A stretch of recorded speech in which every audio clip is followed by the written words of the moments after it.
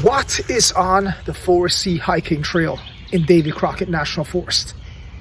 There was a guy who contacted a podcaster about a dogman attack that killed his dog. The thing came after him and his wife. What we didn't realize was that happened within the first 2 miles before we get to that county road. And we went up in that national forest. Of course, we're armed. We're not idiots. We're going back there to go check the place out to do another hike. That will be in part 3, probably within the next 30 days. Later.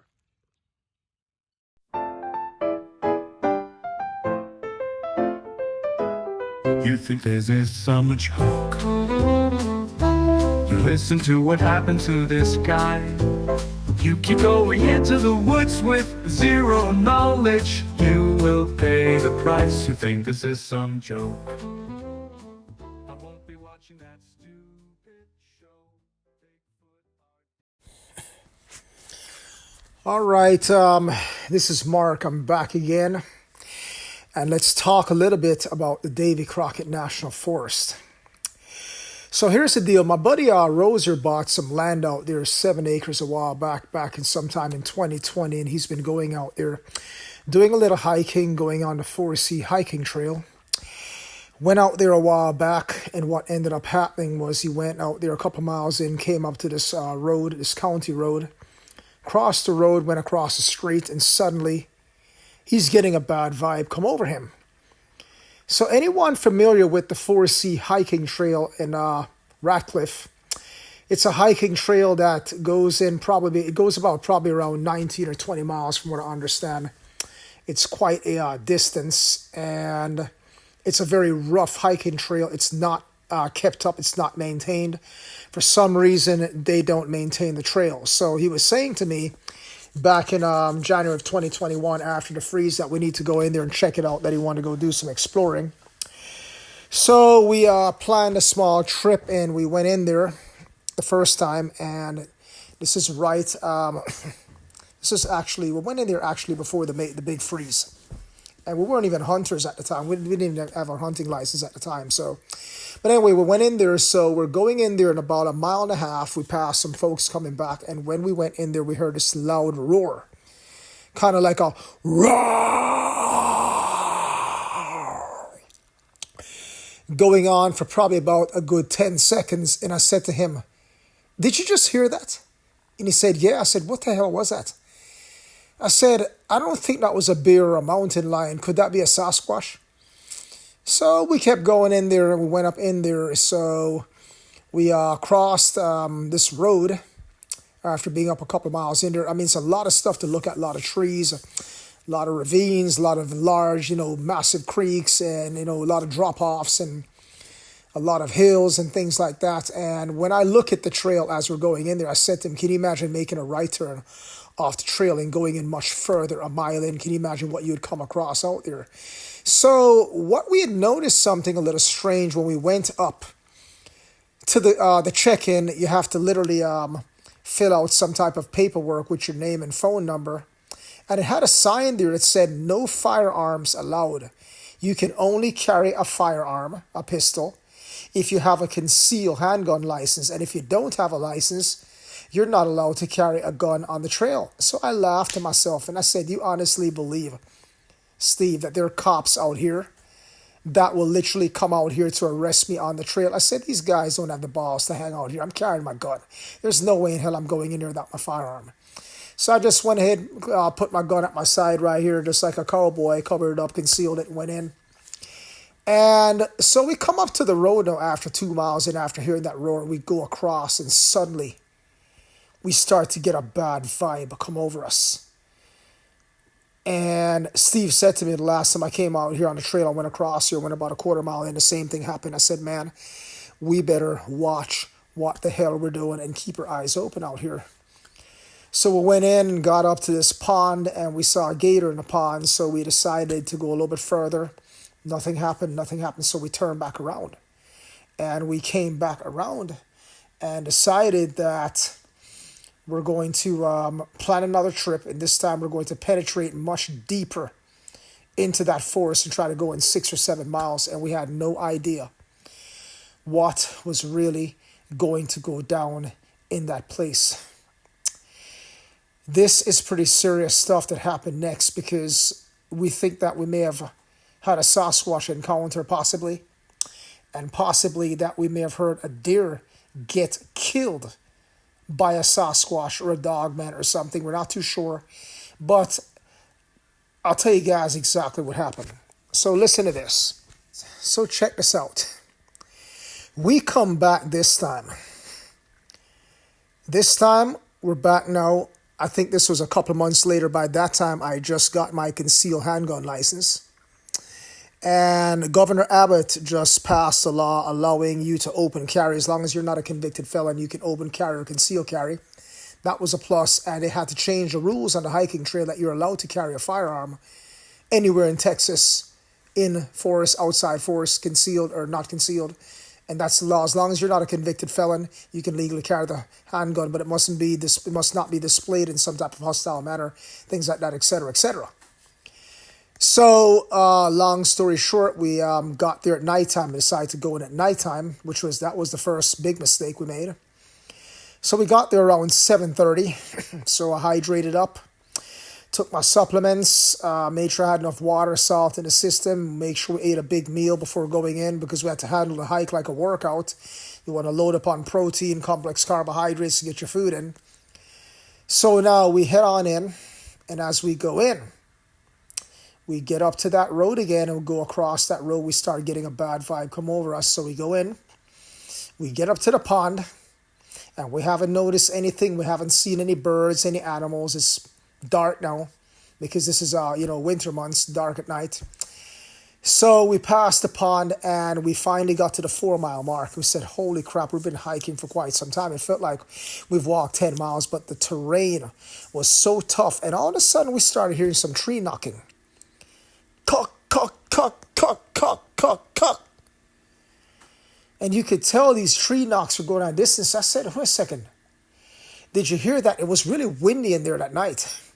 The temperature was about 34 degrees. It was at the beginning of March because it was after the freeze. And, we were still getting these low freezing temperatures. So we heard that thing again. I said, what the heck is that? Is that branches rubbing together? Probably not. So we're going up in there. And we get to the 6-mile mark and we're going up in there. We pass this road. So we crossed the road and went about a quarter mile past the road, and the forest started thinning out. We started seeing a lot more white oak and red oak trees, not much pine needles, and it started, hills that started popping up slopes. So we had to take a break because we were hurting pretty bad. Our ankles were hurting, our knees were hurting. We were carrying both backpacks. I was carrying a backpack that weighed 35 pounds. With all my survival, end of the world supplies, food, water, extra ammunition, fire starting kit, you name it, I had it. So we decided to turn back around and we're heading back in, and all of a sudden we hear something crash. And since we're hunters now, when you take down a deer and you shot a deer and that animal isn't dead, you can hear it making this weird sound. Because the animal is suffering and you're supposed to follow the hunter's rule and, ethically kill the animal to make sure it doesn't suffer. Something took down a deer and killed a deer. And we're coming back and I said, man, we may have to go check out to see what this is. So I said to Steve right here, I said, look here, man. I told Roser, I said, look here, I'm not comfortable. I don't want to find out what the heck that is because it may attack us. So we went by, we didn't hear anything after a while, and we started coming up to this massive creek that we had to go over. This creek is like 15, 20 feet deep. This creek is pretty huge, and there's a bridge going across it, so we had to walk on the bridge, and the bridge is partially broken, so if you fall off that thing, you're literally down in there breaking your leg. And all of a sudden, I hear something smash, pow, like a big branch smashed. When I heard that right there, it just stopped. So we drew our handguns, and I said, what the hell was that? That's big, that's heavy, whatever the heck it is, it's pretty big and pretty heavy. So all in a sudden, something else started to happen. I started getting a bad vibe. Then all in a sudden, we hear something running like it's bipedal. Boom, boom, boom, boom, boom, boom, boom. So we're looking over to the left now.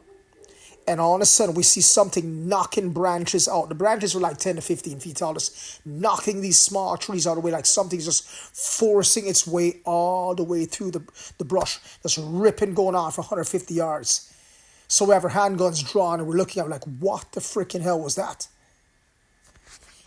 So this is where it got interesting. So that thing ran off. And I was thinking for a minute, and I said to Roser, I need to go down there and follow to see where this thing went. And I went down there and decided to go down close by where this thing ran off, and I got a really bad vibe come over me. I didn't like the way this thing felt, and I turned back and I said, man, something is seriously wrong with this picture. I said, I've seen hogs before. This is not the way hogs operate. Because, I mean, if it was a big 350-pound hog, when hogs at that sea, they'll look at you for a second, run off. But this thing was just charging, ripping through the woods. And we did not want to find out what this was, so we decided to head back in. I started getting a weird vibe that we're being followed. And we went back in a couple more miles, because remember, we're 6 miles in, so by the time we got back to mile 3, I just happened to turn around, look to the right, and there's a pack of these eyes following us, and we're being followed. So I figured they were coyotes, so my headlamp, when I took a look, and it was some black-looking coyotes, which was really strange, because most coyotes are light in color, and these animals were like black and dark brown. They look a little bit bigger than coyotes. I don't know what the heck they were, but it was like 3 or 4 of them. They kept watching us, and I said, okay, well, they won't leave, and they keep looking back at us, and we start walking. They kept following us. So I drew my sidearm, and I fired a couple of freaking rounds at them. Busted some 9mm, and when he fired 9mm in a force at nighttime, it sounds like a freaking nuclear bomb going off. I'm just like, kabow! I mean, it just echoes and ripples, so they ran the heck off. After getting a couple of those rounds whistling past your head, they figured, let's leave these guys alone. This may not be a good choice of dinner. The dinner is hostile. So they went ahead and took off. So we kept going. All of a sudden, I decided to take a look. The animals were back. So I fired several shots at them. They're following us again. I said, this is a freaking trip. But this time, they kept a good distance. They flanked us at about 150 yards. They didn't get too close this time. I guess they were pretty hungry and figured maybe we could take these guys down, eat them, get us some dinner. But I'll tell you that much, that place is one place I would not recommend going in by yourself. I would not recommend going in without a firearm. If you are a lady, I wouldn't recommend going in by yourself. Always have at least one other person with you. Make sure you have at least 1 or 2 guns. Make sure you have enough headlight, battery charge to make sure you have extra headlamps and solar chargers with you to charge your phone. And the thing about Davy Crockett National Forest and that hiking trail is that there is no phone signal in there. You lose your phone signal. So if you get into trouble in that place, you can't even make a phone call to even get help. So I do carry a satellite phone with me, which I do carry, and I recommend that you get a sat phone. If you don't have a sat phone, I recommend you stay the freaking hell out of that trail, because if you get hurt out there, get into some trouble out there, you are not making it out of that place alive. It's impossible. Because let's just say every once in a while you get a signal. Let's just say your partner or friend got injured. You'd have to go to another area, probably a mile up the trail, just to get a signal. And if you have to leave that person there by themselves, they have to have firepower, they have to have a means of seeing, they have to have a way of charging their phone, charging their, sat phone, things like that. You may want to carry walkie-talkies with you. Like, I make sure I carry walkie-talkies, because if you do separate from a person, you can at least communicate by walkie-talkie, which work really well out in the woods. They go miles. I've tested these things. They can go 5-10 miles. So you want to make sure that you have communication at all times. That way you can communicate back with your friend or a relative or wife or husband or whatever to say, look, I got a phone signal, help is on the way, just hang tight, keep your eyes open, something like that. We're going to be going back on that trail coming up here this spring after hunting season to check it out again. This time it'll be 3 of us. That place is spooky. I really don't like the idea of going there, but we could go there to check it out. We'll see what happens.